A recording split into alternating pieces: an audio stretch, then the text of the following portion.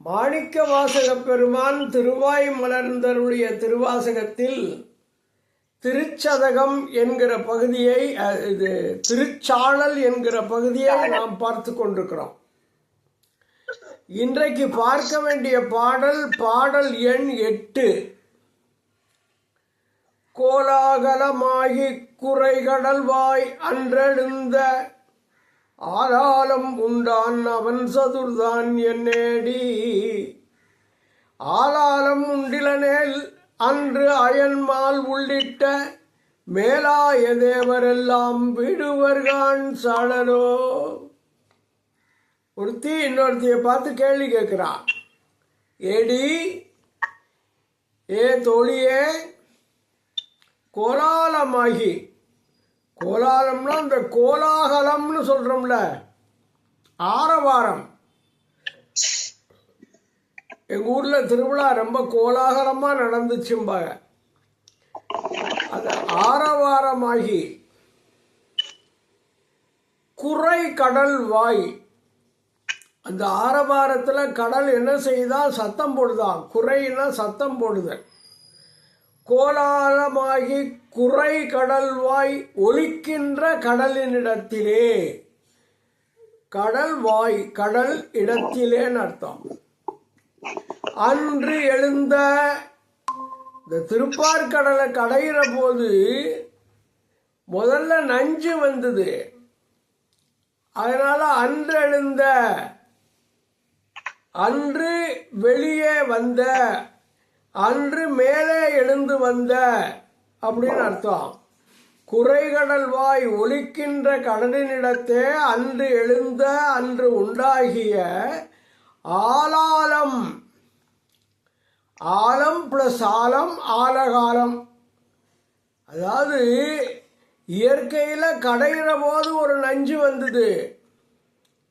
அசுரர்களும் தேவர்களும் பிடிச்சி இழுத்து கடைகிற அந்த நிலைமையில அந்த வாசிக்கு பாம்பு வேற நஞ்சை கக்கி பிடிச்சு.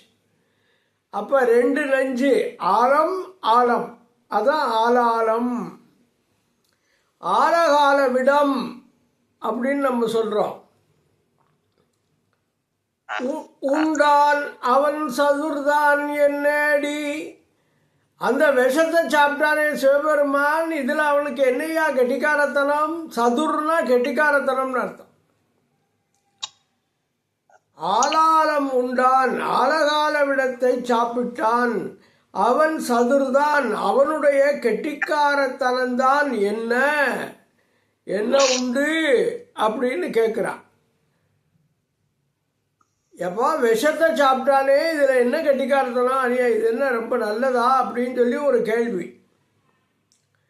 உடனே இன்னொருத்தி பதில் சொல்றா. ஆலாலம் உண்டிலனேல். அப்படி ஆலகால விஷயத்தை அவன் சாப்பிடாமல் போயிருந்தால் அயன்மால் உள்ளிட்ட, பிரம்மான் திருமால் உள்ளிட்ட மேலாய தேவரெல்லாம், தேவர்கள் நிறைய பேர் இருக்காங்கல்ல, வானுலகத்தில் இருக்கிற எல்லா இந்த அக்னி, சந்திரன், சூரியன் எல்லாரும் தேவர்கள் தான். எல்லாரும் அழிஞ்சு போயிருப்பார்களே, அவன் சாப்பிட்டதுனால தானே பிழைத்தார்கள் இவன் சொல்றான். அயன்மால் உள்ளிட்ட, பிரம்மன் திருமால் உள்ளிட்ட மேலாய தேவரெல்லாம், மேன்மை உடைய தேவர்களெல்லாம் வீடுவர்கான், அழிந்திருப்பார்கள் அல்லவா அப்படின்னு இவன் பதில் சொல்லிட்டான். இதுதான் இந்த பாட்டு. கோலாலமாகி குறைகடல்வாய் அன்றெழுந்த ஆலாலம் உண்டான் அவன் சதுர்தான் என்னேடி. ஆலாலம் உண்டிலனேல் அன்று அயன்மால் உள்ளிட்ட மேலாய தேவரெல்லாம் வீடுவர்கான் சாழலோ. இது பாடல் எண் 8. அடுத்தது பாடல் எண் 9. தென்பால் உகந்தாடும் தில்லை சிற்றம்பலவன் பெண்பால் உகந்தான் பெரும்பித்தன் காணேடி. பெண்பால் உகந்திலனேல் பேதா இருநிலத்தோர் விண்பால் யோகைதி விடுவர்கான் சாழலோ. தென்பால் அப்படின்னா நாட்டின் தெற்கு பகுதியில் ஒன்று. இன்னொன்று, நடராஜ பெருமான் ஆடுறத தெற்கு பார்த்து தான் ஆடுறாரு, அதனால தென்பால். தெற்கே இருந்து தென் திசையை நோக்கி ஆடுகிற, விரும்பி ஆடுகிற, உகந்துன்னா என்ன அர்த்தம்? அவன் விரும்பி ஆடுகிறான். தென்பால் உகந்து ஆடும் தில்லை சிற்றம்பலவன். தில்லையின் கண் அந்த சிற்றம்பலத்திலே இருக்கிற திருச்சிற்றம்பலவன் என்கிற நடராஜ பெருமான். சிற்றம்பலவன், திருச்சிற்றம்பலவன். சித்துனா அறிவுங்க. அறிவை ஒரு அம்பலமாக கொண்டு, மேடையாக கொண்டு சிவபெருமான் ஆடுகிறான். சிற்றம்பலம். பெண்பால் உகந்தான். அவனுக்கு பாரு, பெண்ணு ஆசை வந்துருச்சு. உமாதேவியை ஒரு பக்கத்தில் வச்சுக்கிட்டான். பைத்தியக்காரனா? இப்போ பெண்ணை கல்யாணம் பண்ணிக்கிறவனா பைத்தியக்காரனான்னு தெரியல. பெண்பால் உகந்தான். உகந்தான்னா விரும்பினான். பெண்ணை ஒரு பாகத்தில் விரும்பினான். பெரும்பித்தன் காணேடி.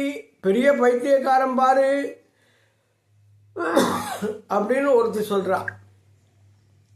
உடனே இன்னொருத்தி பதில் சொல்றான், அடப்பொடி, அப்படி அவன் பெண்ணோட சேர்ந்து வாழாமல் இருந்திருந்தால் இந்த உலகத்தில் இருக்கிறவர்களெல்லாம் நம்மளும் பேசாம தான் இருக்கணும் போல இருக்குன்னு சாமியாரா இருந்து யோகம் பண்ணி மேலே போய் சேர்ந்திருப்பாங்க. இந்த உலகம் நிலை பெற்றிருக்காது. இந்த புதிய ஆத்மாக்களுக்கெல்லாம் ஒரு வாழ்வு கிடைக்கணும். இந்த ஆத்மா இருட்டுக்குள்ள கடந்து பிரயோஜனம் இல்லை. அது இந்த உலகத்துக்கு உடம்பெடுத்து தன் இன்ப துன்பங்களை தன்னுடைய வினைக்கேற்ப அனுபவித்து அதுக்கப்புறம் தான் சிவபெருமான்கிட்ட போக முடியும். அப்போ அந்த உயிரெல்லாம் இங்கே வரணுமே. வரணும்னா கல்யாணம் பண்ணத்தானே ஆகும். அவன் பாட்டு சாமியார போயிருந்தான்னா இந்த உலகம் என்ன ஆகும்னு கேட்குறான். பெண்பால் உகந்திலனேல். பெண்ணை அவன் விரும்பியிராவிட்டால் பேதாய், அறிவில்லாதவளே. பேதாய்னா அறிவில்லாதவள்.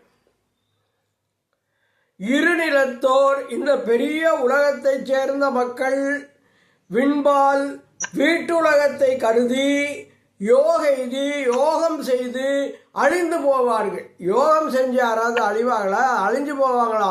யோகம் செய்தால் அப்புறம் பிறப்பு இங்கே உண்டாகாது. கல்யாணம் பண்ணாதான் பிறப்பு உண்டாகும். அதுக்காக அப்படி சொல்றாவ. பதில், தென்பால் உகந்தாடும் தில்லை சிற்றம்பலவன். பெண்பால் உகந்தான் பெரும்பித்தன் காணேடி. பெண்பால் உகந்திலனேல் பேதாய், இருநிலத்தோர் விண்பால் யோகைதி வீடுவர்கான் சாழலோ. இது பாடல் எண் 9. இப்போ பாடல் எண் 10. தானந்தமில்லான் தனையடைந்த நாயேனை ஆனந்த வெள்ளத்து அழுத்து வித்தான் காணேடி. ஆனந்த வெள்ளத்து அழுத்து வித்த திருவடிகள் வானுந்து தேவர்கட்கோர் வான்பொருள்கான் சாடலோ. தான் அந்தம் இல்லாதவன். சிவபெருமானுக்கு இறுதி உண்டா? முடிவு உண்டா? அவனுக்கு சாவு உண்டா? அவனுக்கு இறப்பும் இல்லை, பிறப்பும் இல்லை. அவனுக்கு தாயும் இல்லை, தகப்பனும் இல்லை. அவன் என்றைக்கும் இருக்கிறவன். தனக்கு ஒரு முடிவில்லாதவன். அதனால தான் அந்தம் இல்லான். அந்தம்னா முடிவு. தான் அந்தம் இல்லான். தன்னை அடைந்த, அவனை போய் அடைந்தது நான் தான் போய் விழுந்தேன். தன்னை அடைந்த, தன்னை சார்ந்த நாயேனை, நாய் போன்ற என்னை. எப்பவுமே அப்படித்தானே அவர் சொல்லிக்குவார் மாணிக்கவாசகர். நாய் போன்ற என்னை ஆனந்த வெள்ளத்து அழுத்து வித்தான். இன்ப கடல்ல போட்டு தூக்கி அமுக்கி விட்டாயா. இப்போ ஒரு பானை இருக்கு, அது 5 ஓட்டை இருக்குன்னு வச்சுக்கோங்க. தண்ணி ஊற்ற ஊற்ற ஊற்ற அந்த ஓட்டை வழியாக அது போயிடும். இப்போ அந்த பானையை தூக்கி குளத்துக்குள்ள அமுக்கிவிட்டா அந்த ஓட்டை வழியாக எல்லாம் தண்ணி உள்ளே போகும். அது மாதிரி எனக்கு கடவுள் 9 ஓட்டை வச்சுவிட்டான். 2 கண்ணு, மூக்கில் 2 தொலை, வாய், 2 காது, கருவாய், எருவாய், இப்படி நிறைய ஓட்டையை வச்சுவிட்டான். அவன் எனக்கு அமுதத்தை உள்ளே ஊற்றுனான்னா ஓட்டை வழியாக அது வெளியே போயிடும். அதுக்காக அவன் என்ன பண்ணிட்டான், அமுத கடலில் என்னை போட்டு அமுக்கிவிட்டான். அப்போ இந்த அமுதம் பூரா எனக்குள்ளே வந்துடும்.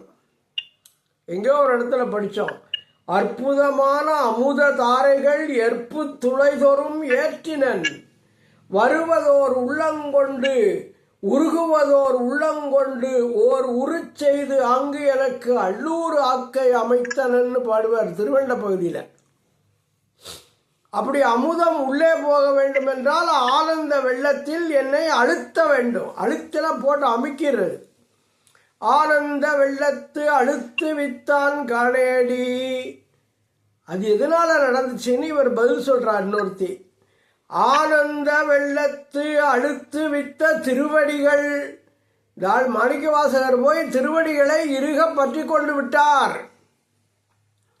அந்த இறைவனுடைய திருவடிகள் தான் இவரை ஆனந்த வெள்ளத்தில் அழுத்தியதற்கு காரணம் அப்படின்னு இன்னொருத்தி பதில் சொல்றா.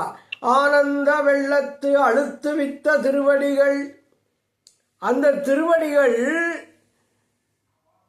நம்ம தேவர்களுக்கு எப்படி இருக்கும், வானுந்து தேவர்கள், வானத்திலே இருக்கிற தேவர்களுக்கு ஓர் வான்பொருள்கான் சாழலோ. இப்போ நம்ம நாட்டில் புதுசாக ஏவுகணை செயற்கைக்கோள்லாம் அனுப்புகிறாங்க. நமக்கு அதை பற்றி ஒன்றும் தெரியாது.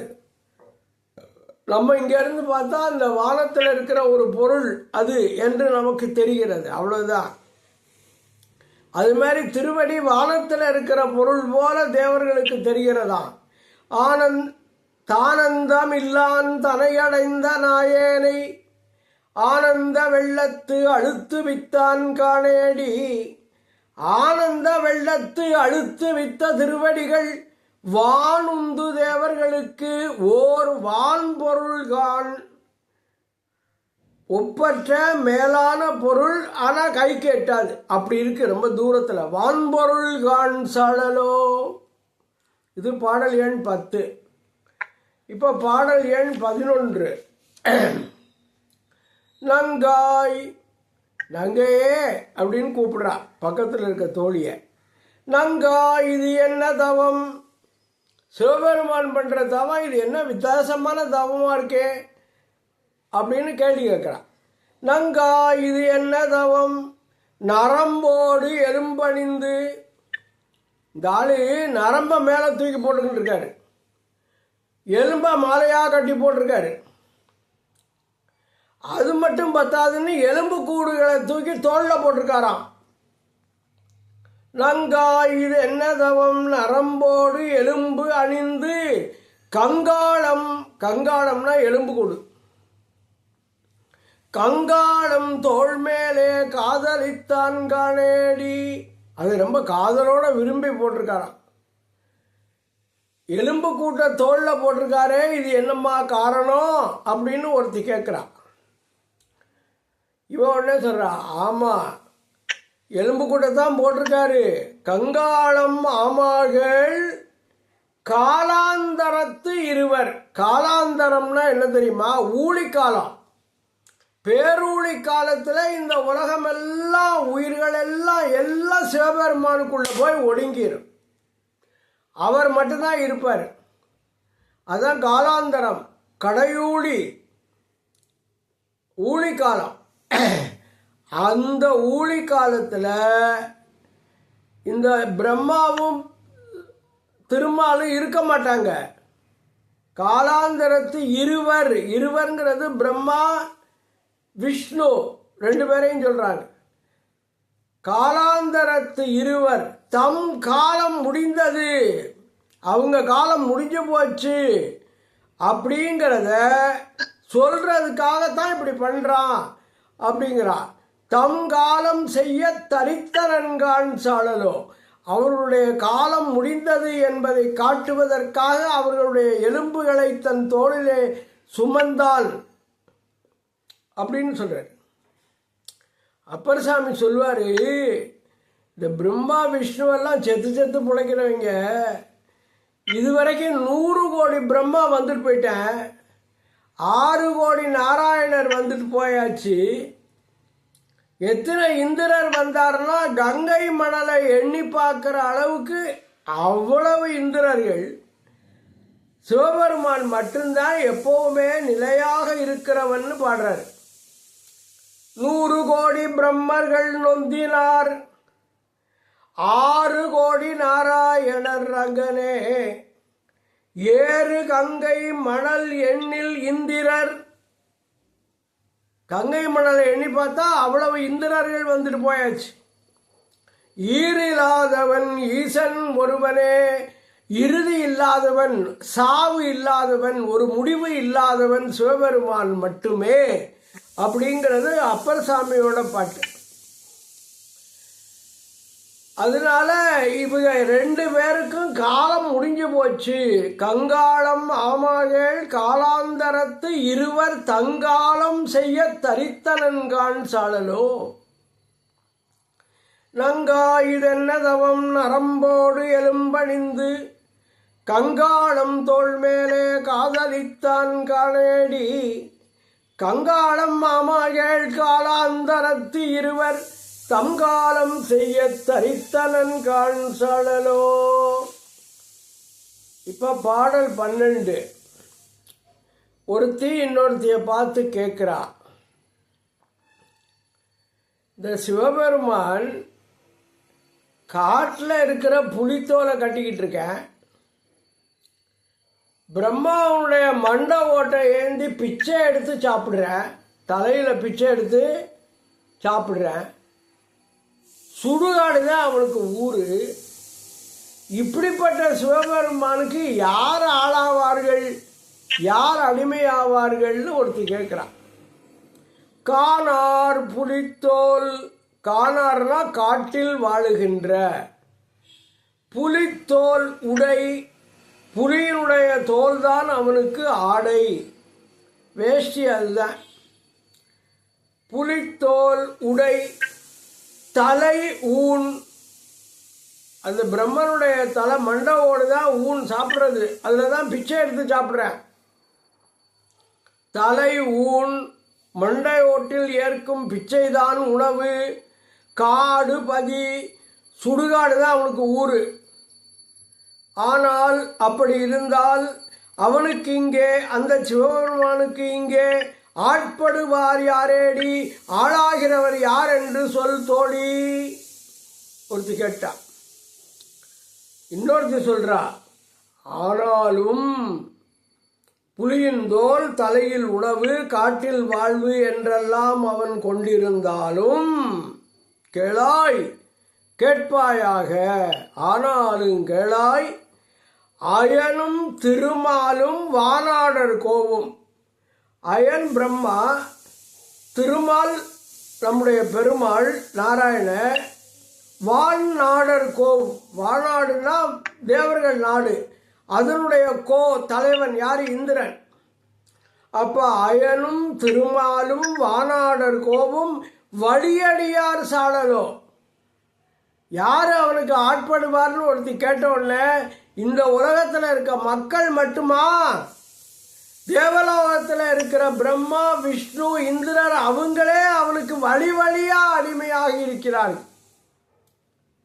வழியடியார்னு சொன்னார். கோயில்களில் நம்ம பார்ப்போம், அந்த காலத்து கோயில்களில் பாட்டன் பூஜை பண்ணியிருப்பார், அதுக்கப்புறம் தாத்தா பூஜை பண்ணியிருப்பார், அப்புறம் அப்பா பொண்ணை பூஜை பண்ணுவார், அப்புறம் மகன் பண்ணுவார், அடுத்தடுத்து வழி வழியா. வழியடியார்னா பரம்பரையான அர்த்தம். இவங்க வந்து 2 பேரும் பரம்பரையாக அவனுக்கு அடிமையாக, 3 பேரும் அவனுக்கு பரம்பரையாக அடிமையாக இருக்கிறார்கள்னு சொல்கிறார்.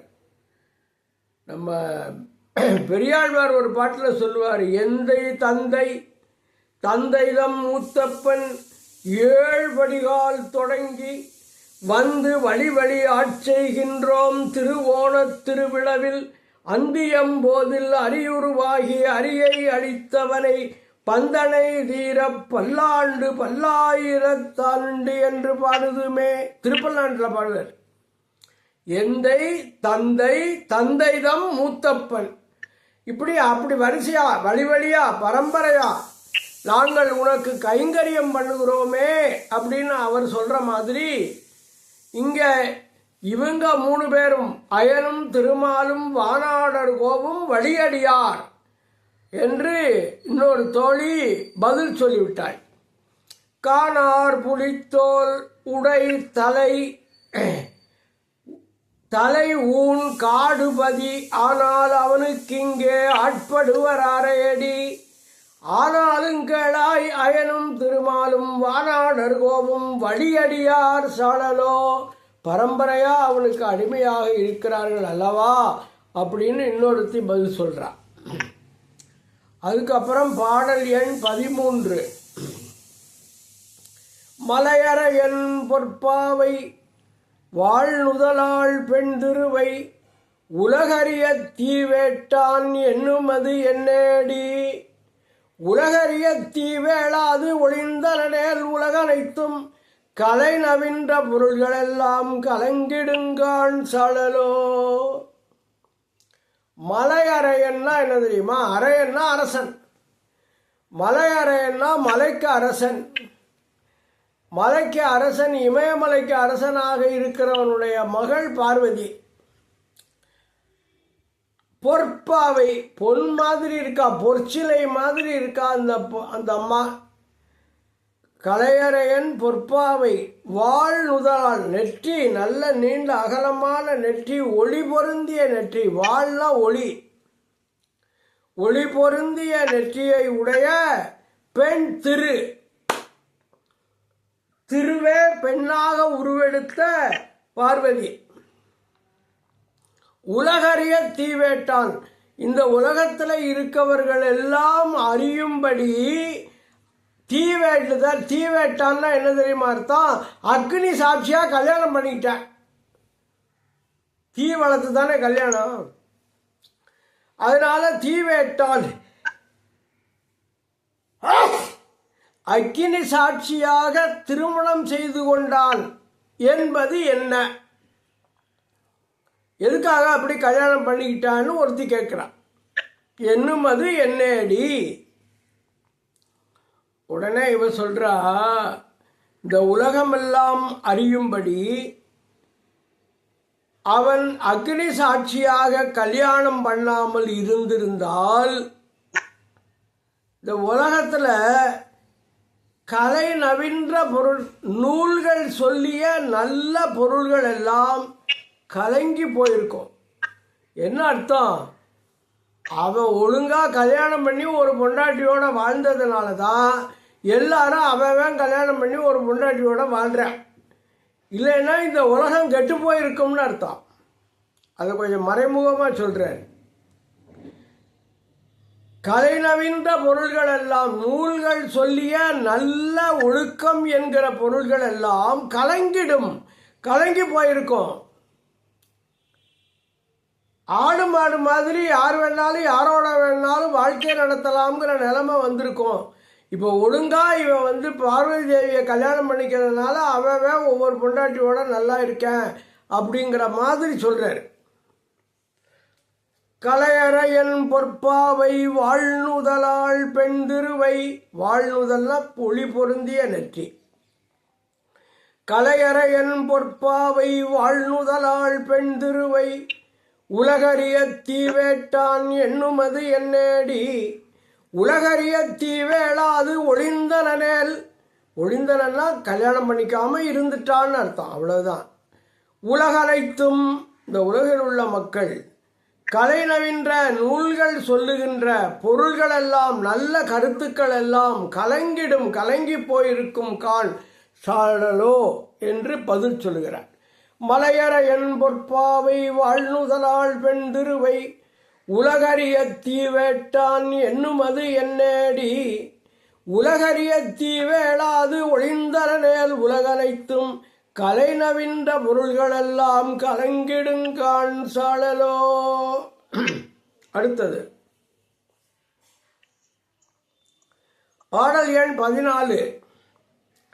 தேன் புக்க தன் பனை சூழ் தில்லை சிற்றம்பலவன் தான் புக்கு நட்டம் பயிலுமது என்னடி தான் புக்கு நட்டம் பயின்றிலனேல் தரணி எல்லாம் ஊன் புக்க வேற்காளிக்கு ஊட்டாங்கான் சாழலோ. தேன் புக்க ஏடி அப்படின்னா தோழியேன்னு வச்சுக்கணும். தேன் புக்க தேன் புகுந்து பாய்கின்ற தன் குளிர்ந்த தன்னு 3 சொல்லி போட்டாச்சுன்னா குளிர்ந்த பனை சூழ் வயல்கள் சூழ்ந்த தில்லை தில்லையின் கண்ணுள்ள சிற்றம்பலவன் திருச்சிற்றம்பலம் உடையான் தான் புக்கு. தில்லையில் இருக்கிற நடராஜர் என்ன பண்ணாரா,